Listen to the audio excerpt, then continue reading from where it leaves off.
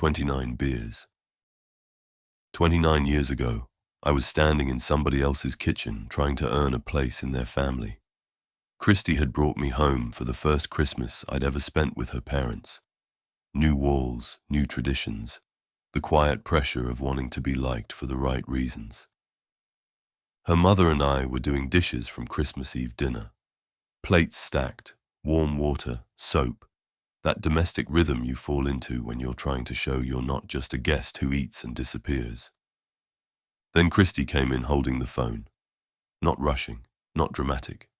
Just something wrong. Like someone had turned the light down inside her face. "It's your sister." She handed me the receiver and watched me the way people watch with painful compassion. It was Karen. No runway. No gentle entry. "Dad had a heart attack," she said. "He's in a coma." Sonthofen, Germany. A small town. A hospital room. Words that should have sounded ordinary but didn't. Karen said, "You need to get here as fast as you can. It doesn't look good." I was in the army then, which meant even grief needed permission. You don't just leave. You request. You prove it. You wait for the machine to decide how urgent your life is. So I called the Red Cross. I got the emergency message sent. The official words that turned my father into a recognized crisis. Once it went through, the gate opened. I was allowed to go. The Red Cross even helped with the plane ticket. Mercy handed over with paperwork. I made it in under 48 hours. My sisters were already there. The hospital was small, quiet, clean in a way that made everything feel even more final. My father lay in a coma, suspended in that in-between where hope still exists, technically, but nobody wants to speak it out loud because it feels like lying. Machines hummed and beeped.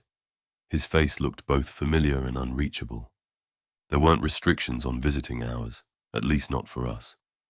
Nobody told us to go home, so we made a plan. Practical, steady. The kind of plan you make when you can't control anything else. 24 hours a day, someone would be with him. Maybe he could hear us. Maybe we would have a miracle. Mostly because leaving him alone felt like betrayal. We took shifts. Days blurred. Coffee became a form of courage. The chair in his room molded to my body. We talked to him anyway. We sat in silence. We watched for changes that never came. Then it was the morning of New Year's Eve. I'd just finished my shift and walked out with that strange wiriness you feel after hours of being strong. I went back to the guest house I was staying in, a place that felt half empty, half haunted, not by ghosts but uncertainty. I fell asleep hard, and I had a dream that didn't feel like a dream. It felt like a memory I hadn't lived yet. I was older, in a living room I recognized as mine, but not the one I had at the time. It was New Year's Eve, and I was hosting a party. Laughter, noise, friends moving through the space like they belonged there. Two friends stood near the fireplace. In the dream, I knew them. One was newer. One was close. The newer friend nodded at the mantel. A single beer sat there like it had been placed with intention. "What's with that?" he asked.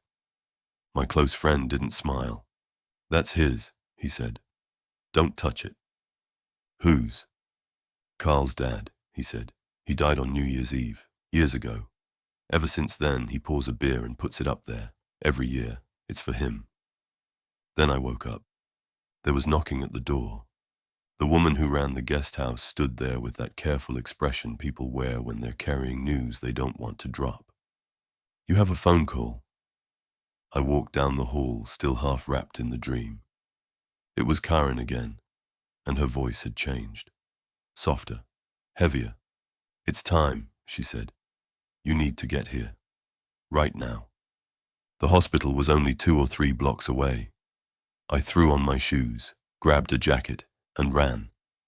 The cold air scratched at my lungs. The street looked peaceful, in that cruel way the world can look, right before it changes you permanently. By the time I got there, it was already happening. My sisters were there. We just stood there, held his hand, told him we loved him, and said our goodbyes. My father passed shortly after I arrived. No perfect closing scene, just the end of a fight a body can only hold for so long. The moment a person becomes a memory only in our hearts. I don't know what I believe about dreams. I can't prove anything. I just can say what I dreamt. But I know grief doesn't only take. Sometimes it builds. It builds small rituals, simple acts you can do with your hands when your heart can't carry the whole weight. Today I'm going to pour my 29th beer in memory of my father. Not because a beer is sacred, because it's my way of saying, I remember. I still remember. I will keep remembering.